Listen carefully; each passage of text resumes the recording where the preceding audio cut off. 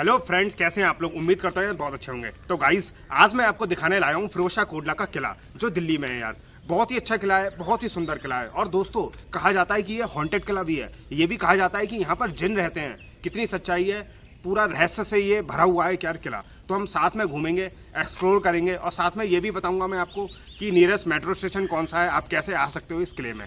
तो वीडियो तक अंतर बने रहें और चैनल को सब्सक्राइब जरूर कर लें। हम साथ में जानेंगे इसके इतिहास के बारे में और क्या वाकई में जिन रहते हैं यहाँ पर।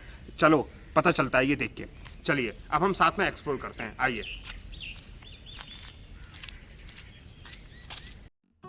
दोस्तों, तुगलक सल्तनत के सुल्तान फिरोज शाह तुगलक अपने चाचा मोहम्मद बिन तुगलक से राजगद्दी छीनने के बाद सन 1354 में फिरोज शाह कोटला किले का निर्माण करवाया था और उसी साल सुल्तान ने फिरोजाबाद नाम का शहर भी बनवाया था।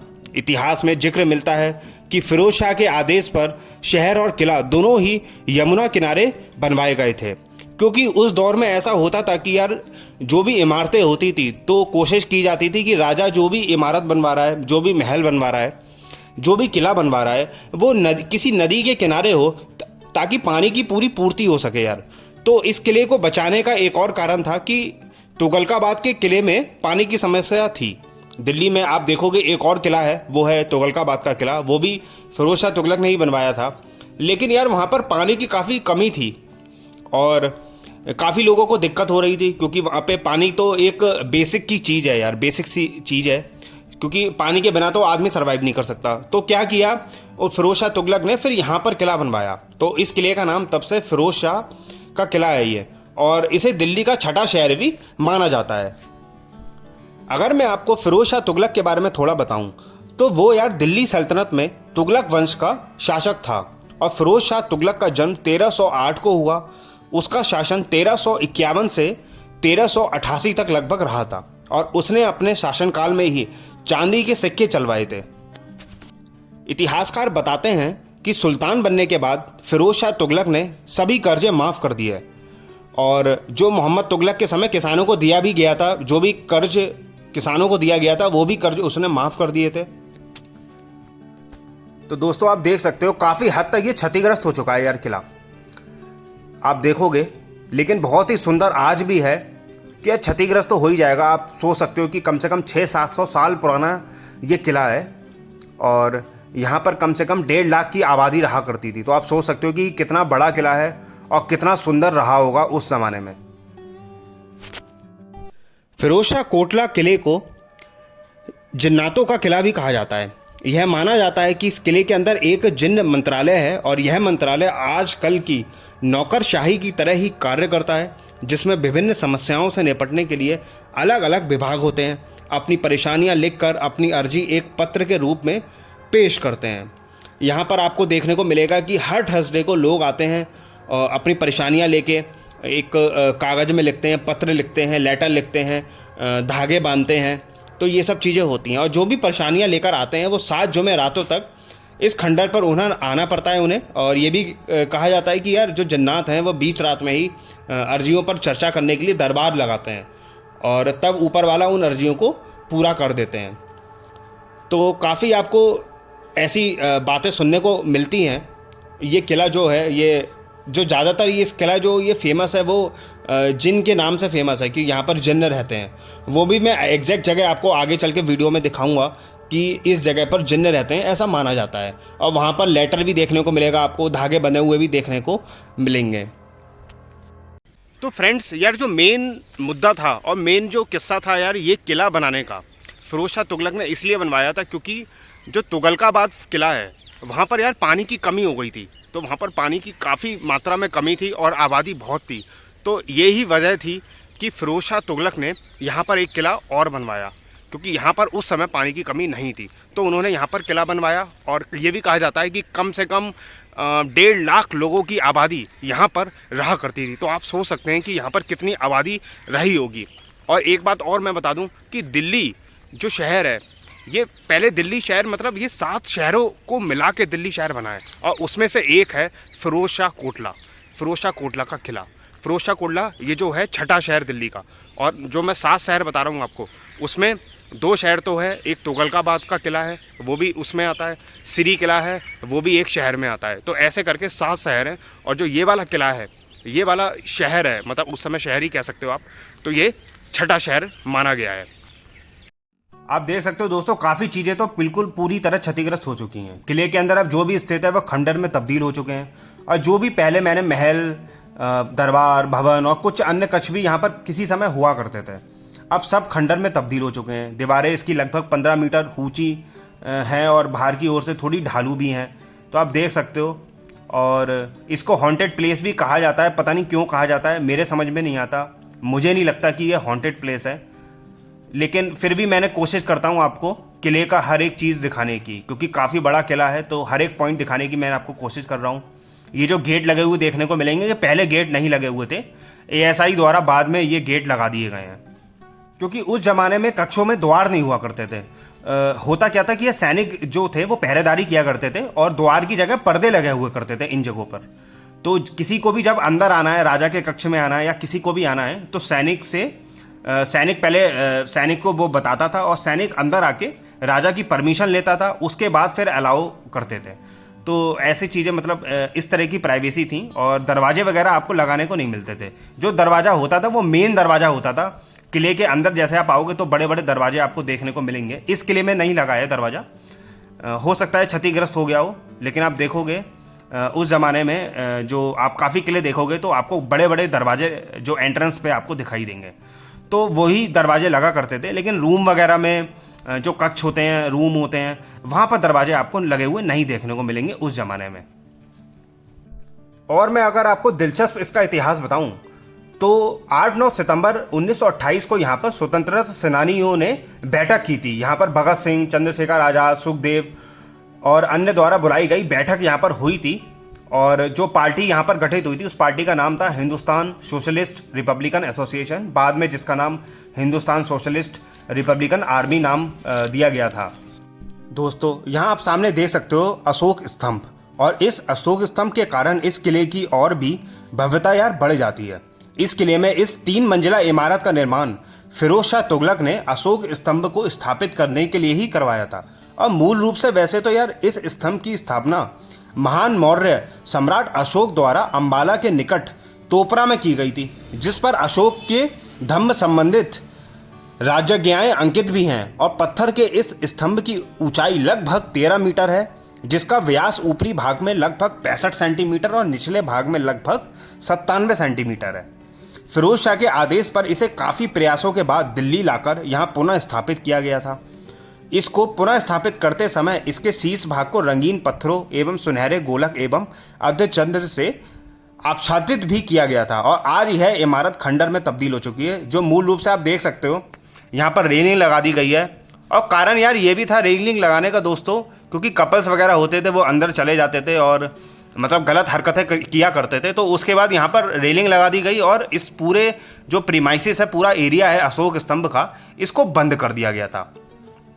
तो आप देख सकते हो चारों तरफ आपको रेलिंग लगी हुई मिलेगी और इस पूरे प्रीमाइसिस को बंद कर दिया गया है। तो दोस्तों यार वही चीज़ है कि यार मतलब कुछ लोगों की वजह से अब इस रास्ते को पूरा बंद कर दिया गया।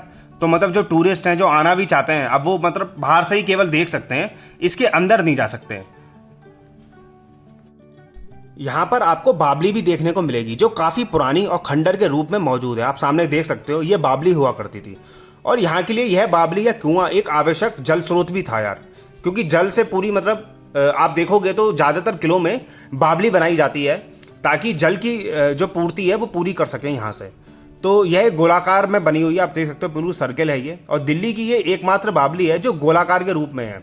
ज़्यादातर आप बावली देखोगे, अग्रसेन की बावली है, काफ़ी बावली है, वो यार सर्किल में नहीं है, मतलब गोलाकार में नहीं है, लेकिन ये इकलौती ऐसी बावली है जो गोलाकार है और आम सीढ़ीदार कुओं से भिन्न है। इसमें जल स्तर तक पहुंचने के लिए सीढ़ियां भी नहीं थी। ज़्यादातर आप बावली देखोगे वहाँ पे सीढ़ियां हैं, लेकिन ये इसमें कोई सीढ़ी देखने को नहीं मिलेगी। और ऊपर से खुले इस कुएं में बाल्टी से पानी निकालने के लिए एक पुली लगी थी। अब इस कुएं के चारों ओर 2 मंजिला मकान के प्रमाण भी उपलब्ध हैं, जो इस बावली के चारों ओर ऊंची ऊंची दीवारें भी बनी हुई हैं। इसे पूर्व और पश्चिम में द्वार बना हुआ था, जो वर्तमान में पश्चिमी द्वार ही है और वह भी अब बंद ही रहता है। तो आप देख सकते हो यहाँ भी रेलिंग लगा दी गई है और यह फिरोज शाह कोटला बनाते समय ही इसका निर्माण किया गया था। जो जब भी ये किला बना था तो उसी समय इसका निर्माण भी कर दिया गया था। इसके पूर्व में स्थित यह एक भूमिगत नहर बनी हुई है और जहाँ से इस बावली में पानी आता था। तो इसके अंदर की छोटे मोटे जो मेहराबदार खिड़कियाँ बनी हुई हैं, तो इसमें एक बार छत भी है जो बहुत पहले गिर गई थी और दूसरे समय टैंक को उजागर कर रही थी। यहाँ पर किसी समय में छत भी हुआ करती थी। तो आज देख सकते हो दोस्तों, अब इन्हें रेलिंग लगा दी गई है। हो सकता है सुरक्षा कारणों की वजह से यहाँ पर रेलिंग लगाई है ताकि कोई दुर्घटना ना हो सके, क्योंकि कुछ कह नहीं सकते कितनी गहरी होगी अंदर से ये। तो दोस्तों आप देख सकते हो ये बावली है। मैं अंदर से आपको दिखाता कोशिश करता, लेकिन ASI द्वारा ये पूरा प्रोटेक्ट किया गया है। अब रेलिंग लगा दी गई है। इससे पहले वाला भी जो मैंने आपको अशोक स्तंभ दिखाया था, वहाँ भी रेलिंग लगा दी गई है। उसका कारण कुछ और था जो मैंने आपको बताया कि कपल्स वगैरह आते हैं, गंदी हरकतें करते हैं, ये सब उसी वजह से रेलिंग लगा दी गई थी।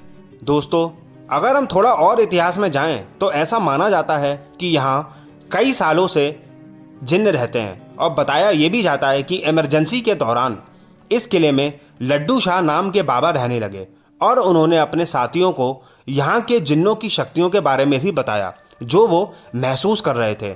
उन्होंने ये भी कहा कि जिन्न सबकी इच्छाएं पूरी करते हैं।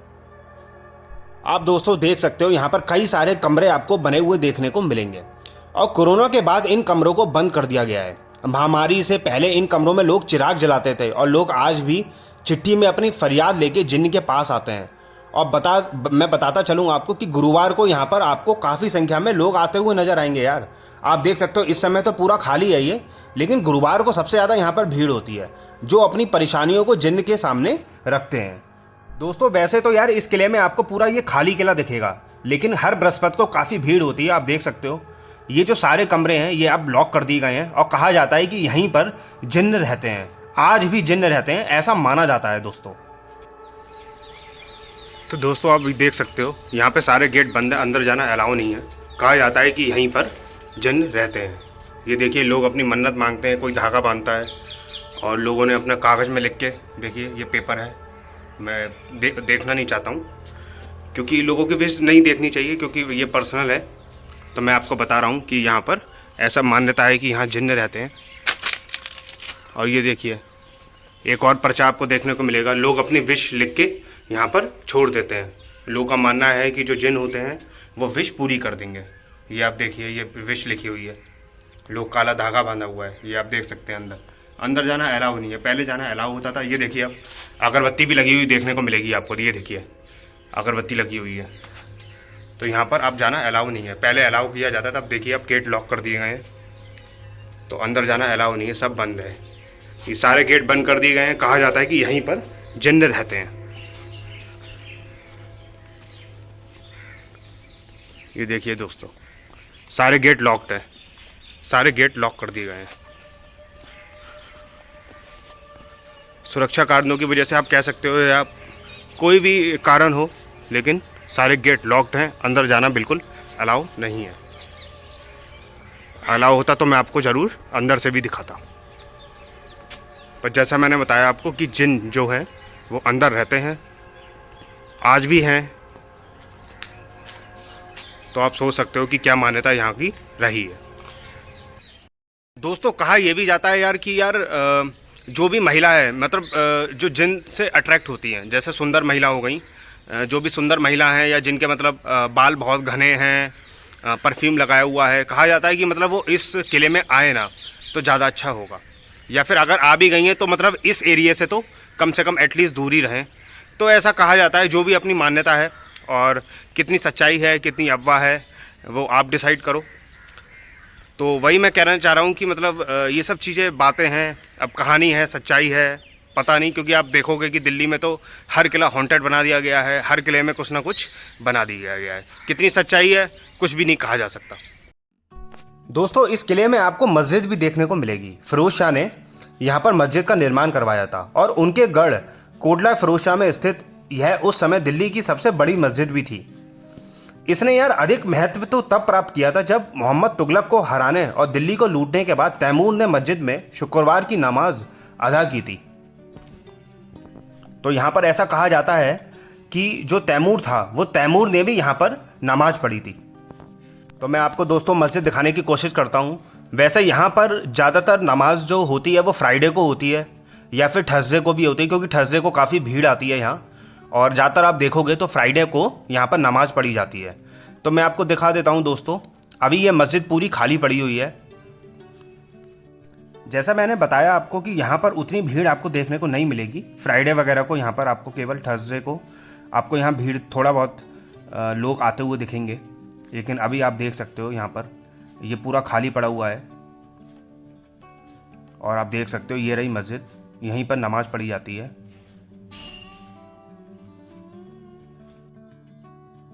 दोस्तों आप वॉल पे ये देख रहे हो, ये जो लाइनें बनी हुई हैं, लकीरें बनी हुई हैं, तो यहाँ से तीर मारे जाते थे। अगर मान लो दुश्मन एंटर करता है किसी भी तरीके से, दुश्मन ने एंटर मान लो कर लिया, तो यहीं से जो राजा के सैनिक होते थे तुगलक वंश के, वो यहीं से तीर मारते थे, निशाना मारते थे दुश्मनों पर।